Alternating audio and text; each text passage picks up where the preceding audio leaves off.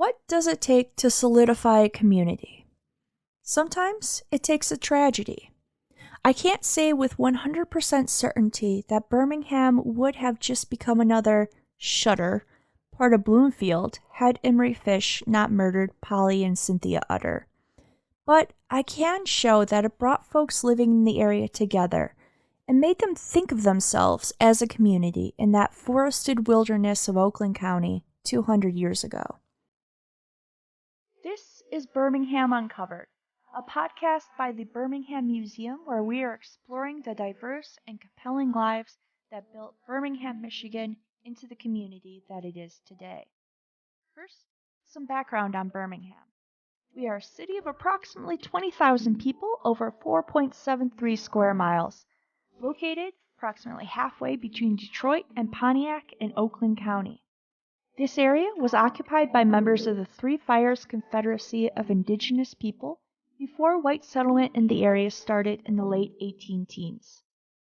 Birmingham became a city in 1933 and today is known as a prosperous and multifaceted community with a thriving cultural scene. In this episode, we are going back to the beginning of that white settlement, not to the men sometimes referred to as Birmingham's founders or their families, but to another early family, the Fish family. They weren't one of the first four families, but they were still pretty early in terms of settlement. In this episode, we'll talk about Imri Fish, who committed the first murders tried in the Oakland County court system, and who gives us a glimpse into how 1820s American society viewed mental illness, how urban myths are created, and what life was like in the earliest days of the settlement in the area. Next episode, we'll talk about his brother, Elijah Fish, a man different from Imri in almost every way, who became a prominent abolitionist and social reformer in the early to mid-1800s. Just a note on the name Imri. It is spelled both I-M-R-I and E-M-R-I in the 1825 court records, and within the family history there is a bit of uncertainty as to how his name would have been pronounced.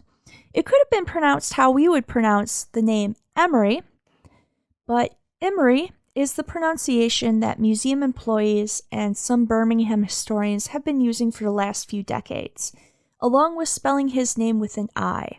So I'm going to be rolling with that. Imri was born in Vermont to Josiah Fish and Elizabeth Hazelton Fish in 1789, the second youngest of their eventual 6 children. Josiah was a veteran of the Revolutionary War who moved his family to a farmstead within the bounds of what is today the modern city of Rochester, New York. But then it was an unpopulated and wild area. In 1798, Imri's mother died, causing the family to become split. The youngest son, Elijah, about 5 years old, was sent off to live with an aunt and uncle, while 9-year-old Imri and his older siblings remained with their father. We don't know why Imri would later join his brother Elijah in Michigan in the early 1820s. Elijah had purchased land in what would become Birmingham in 1820 and had settled on it with his wife, Fanny Spencer Fish, and their children. Whether through a desire for independence or perhaps disliking living in a home with small children underfoot, he ended up in the household of John and Polly Diamond Utter and their 3 children, Joseph, who was 16 in 1825, Cynthia Ann, 13, and Mary Ann, 3. Many single and able-bodied veterans found themselves doing something similar, doing general labor in a homestead in return for room and board. The Utter family were tenant farmers on land owned by others and adjacent to the land owned by Elijah Fish and his family. Our earliest records have them on that parcel dating to 1824, but it is possible that they might have moved in the year before. By 1825, settlement along the Saginaw Trail in what is now Birmingham totaled about 6 families. The trail, a Native American trail that had been in use for at least 10,000 years, was then the only way to get from Detroit to Pontiac. What is today a 40-minute drive on the freeway then took about 2 days, and the settlement was right smack dab in the middle of the route. Most of the men in the area, including the Fish brothers, were veterans of the War of 1812. As the United States pushed for greater settlement of the area after the war, they offered deals on land to veterans. As this group of homesteads didn't have an official name yet, in both the newspaper accounts and court records is listed by its township, Bloomfield. In historical research, there are often several versions of a story. Newspaper accounts and court records are often seen as the most factual, and these are balanced with first-person accounts given in things like letters, diaries, and later remembrances. We don't have any diary accounts from the time, so we will start with an account of the murder of Polly and Cynthia Utter from the April 12, 1825 issue of the Detroit Gazette.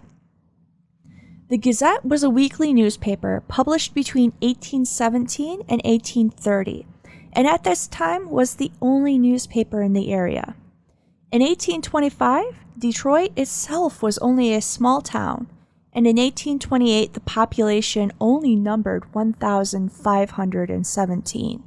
The article does include some graphic descriptions of the violence inflicted on both women, and if you'd rather not hear that, feel free to skip ahead about a minute.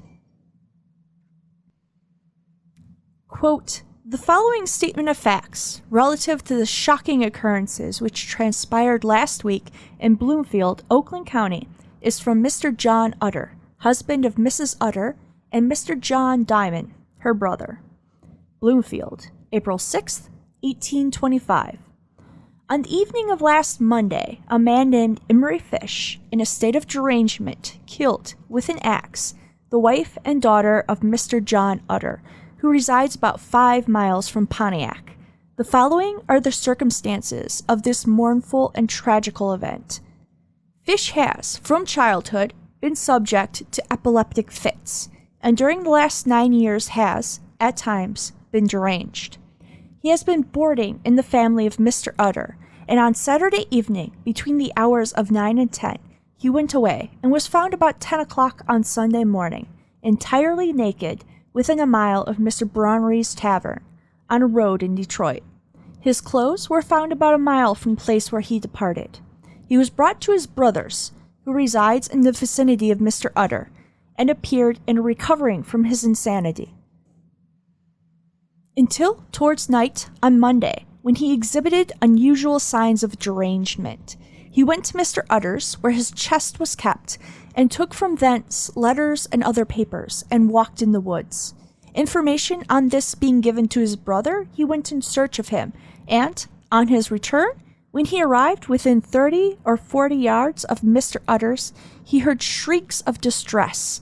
He ran to the spot and beheld Mrs. U lying lifeless on the ground near the door. He immediately ran in the direction in which he had previously seen someone running, and had not proceeded many rods before he was met by his brother with the fatal weapon. He immediately raised the axe and exclaimed, "You want killing too?" He pursued his brother, who fortunately made his escape and gave the alarm. There was with some difficulty taken and bound. Mrs. U was aged 44. She was found with her head nearly severed from her body. The daughter was 13 years old and found about 20 rods from the house, killed by a deep wound extending obliquely from her mouth across her neck, besides some other wounds. Fish acknowledged that he had killed them, and he said he thought it was his duty to do so.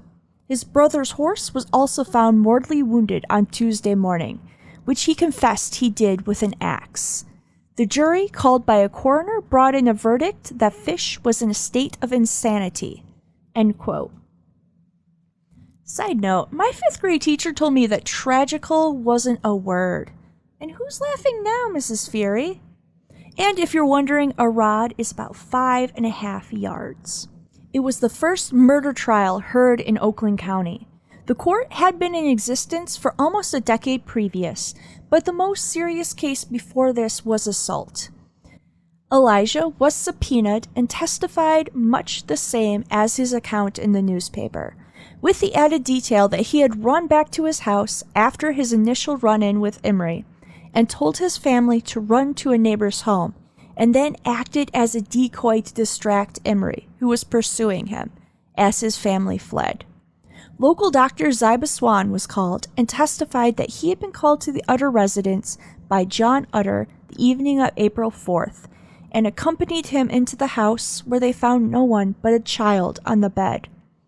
They took the child and started towards Elijah Fish's home, where they met Imri at the barn, where they bound the man and later found Mrs. Utter not far from the door. Results of an inquest were also submitted into evidence, in which 15 residents of Oakland County testified that both Polly and Cynthia died as a result of blows delivered by Imri Fish with an axe. The trial began at 10 a.m., and by 5 p.m., Imri was indicted for the murders of Polly and Cynthia.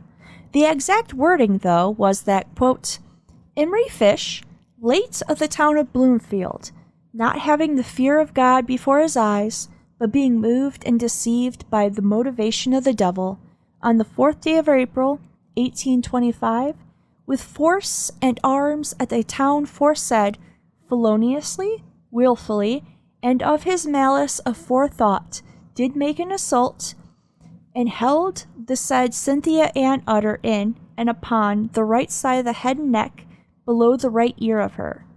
Then and there did strike, cut, penetrate, and wound, giving to Cynthia Ann Utter, upon the right side of the head and the neck, below the right ear, one mortal wound of the breadth of 8 inches and the depth of 4 inches, of which said mortal wound she there and then instantly died.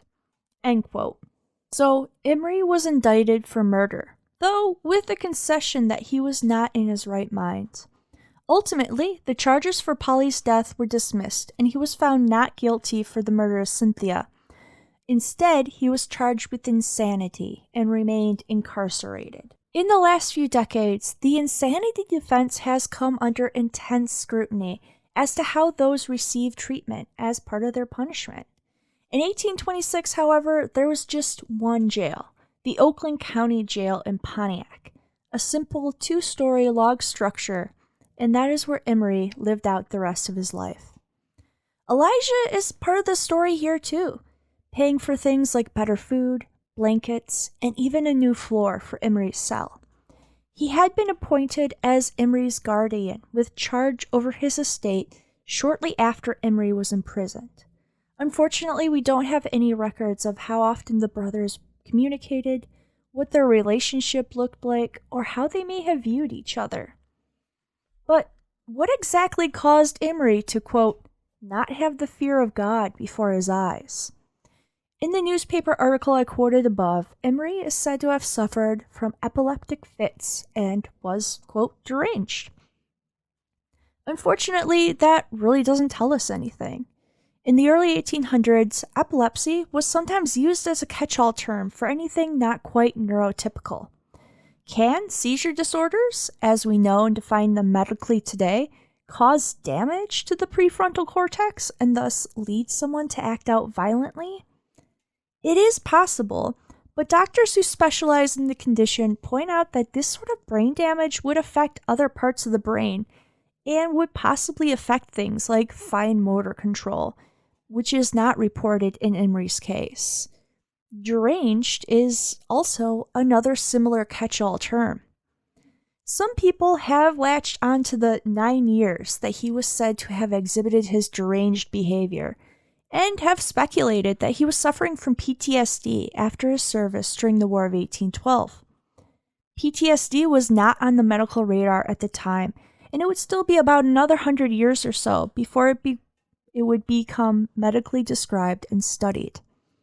The War of 1812 was a particularly brutal conflict fought on American soil, and soldiers on both sides and civilians reported that some hand-to-hand combat was done with axes and hatchets, particularly among the Native American combatants. Aside from PTSD, a serious brain injury could have impaired his brain functioning or reasoning ability.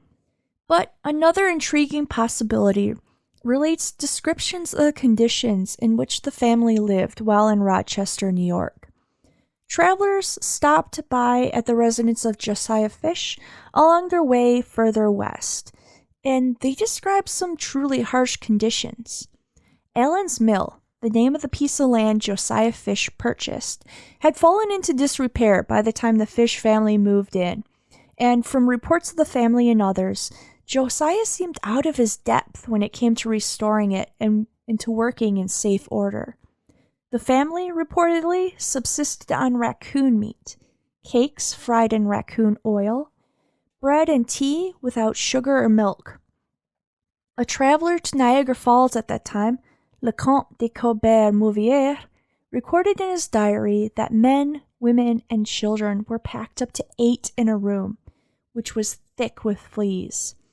Another traveler, John Maud, described the poor condition of the mill and the frequent flooding in the area. Frequent flooding brought mosquitoes, and mosquitoes brought malaria, often called ague, during this period. Another brother of Imri and Elijah, Lucien Fish, noted that everyone in the family got malaria and that their mother had died of it. And he himself describes how miserable he had been sweating and sweating in the poorly ventilated rooms of the mill. Malaria is a disease caused by a parasite and transmitted to humans through the bites of infected mosquitoes.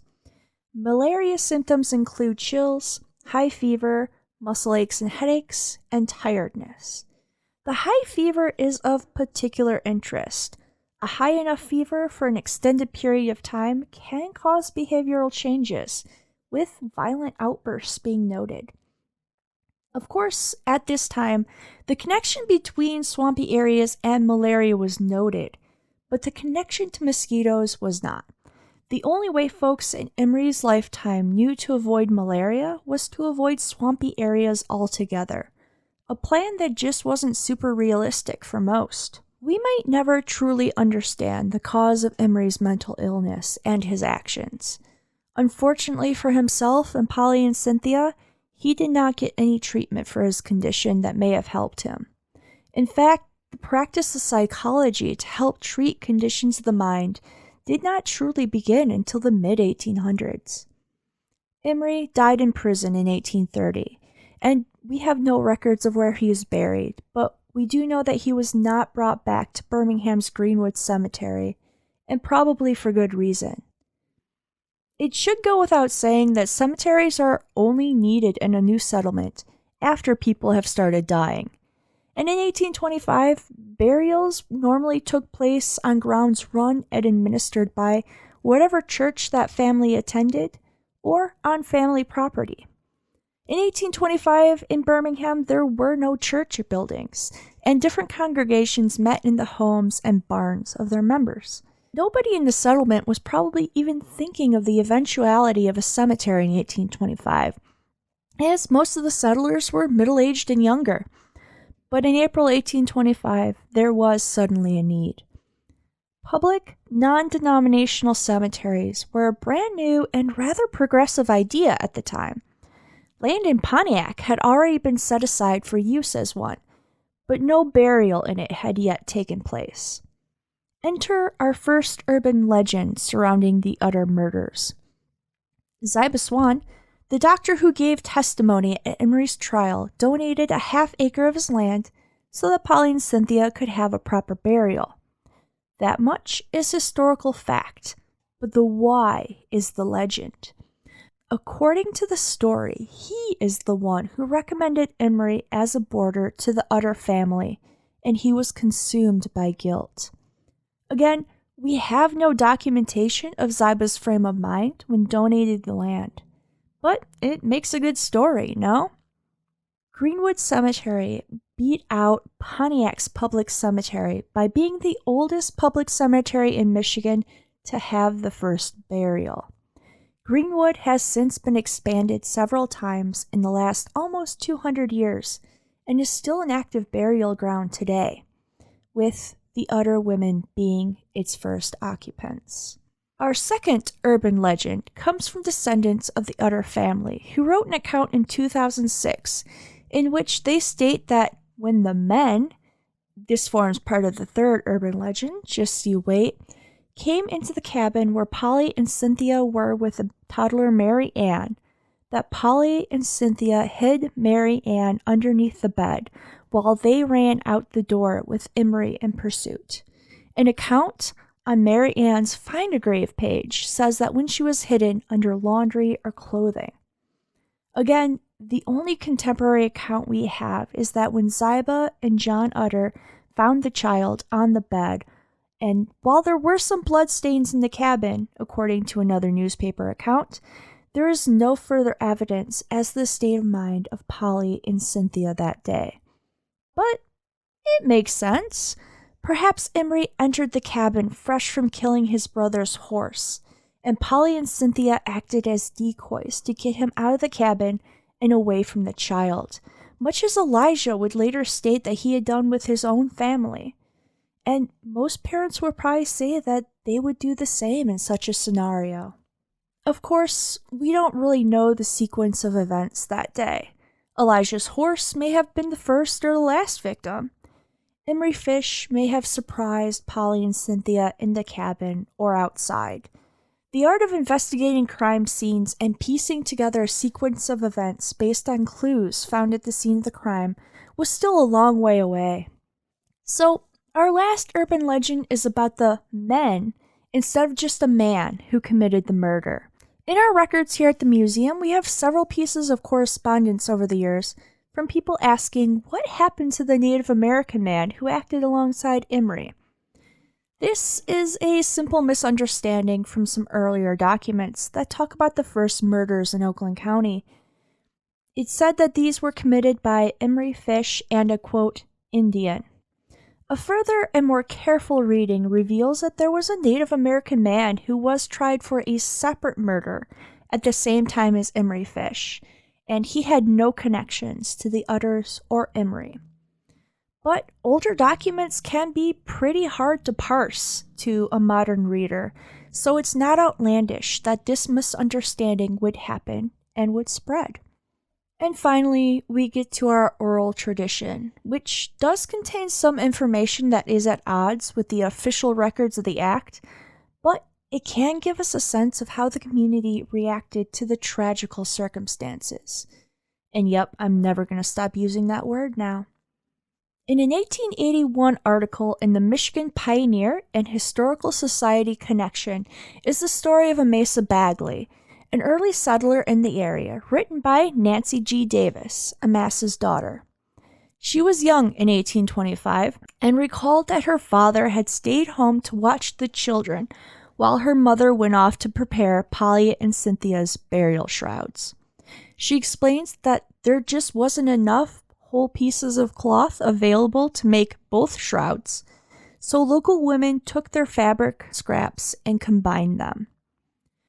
News of Imri's capture must not have reached the Bagley home until well after the event, because her father was sitting by the door with a gun and almost shot a neighbor who approached the home without announcing himself. In this account, we also find another variant on Imri's name too, spelled E-M-I-R. Trying to recall something that happened 56 years previously when you were a young child is hard to do. And often these memories are colored by other memories or emotions felt at the time. But even if Nancy Davis's memories aren't 100% accurate, they can give us a sense of what the community was feeling. And this is the most interesting part. Both Nancy Davis and Elijah Fish's daughter Fanny Fish went into great detail in their accounts of how the community pulled together whenever somebody needed help. And sometimes it does take a tragedy to bring a community together. The bond and sense of community that many in Birmingham still feel today may very well have been born in the aftermath of the murder of Polly and Cynthia.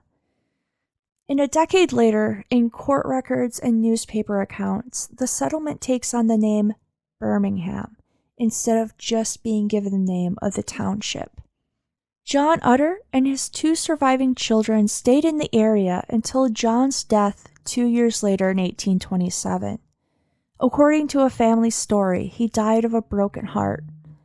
At the time, it was common for orphan children to be shipped off to surviving family members. But Joseph and Mary stayed in the community, and they were raised by their uncle, living here until they both married in 1839 in a double wedding. Mary Ann married Hezekiah Rowley, and Joseph married Caroline Holly. Years later, Joseph's daughter, Imri Utter, became a prominent political figure in Birmingham in the 1910s and 1920s. But that is a story for another day. Thank you for joining us in this first episode of Birmingham Uncovered. Special thanks to the Birmingham Area Cable Board for PEG grant funding that made this podcast possible. Also, thanks to past and present staff of the Birmingham Museum, in particular Leslie Pielack, who located the court records for the United States versus Imri Fish, and Brittany Phalen, who transcribed the documents, including a rather grisly coroner's report that I'm sure wasn't very fun reading first thing in the morning. Also, thanks to members of the community who, like the Rowley family, provided the museum with their family stories. To read the court documents, newspaper accounts, and other documents used in this episode, check out our webpage, linked below in the show notes. If you have comments, concerns, or questions, please reach out to us at museum@bhamgov.org. I'm Caitlin Donnelly. Thank you so much for listening, and join us in 2 weeks for a look at the life of Elijah Fish, who led a life almost the exact opposite of his brothers in almost every way. And it gives us an intimate look at anti-slavery activity in the early 1800s, both nationally and right here in Birmingham.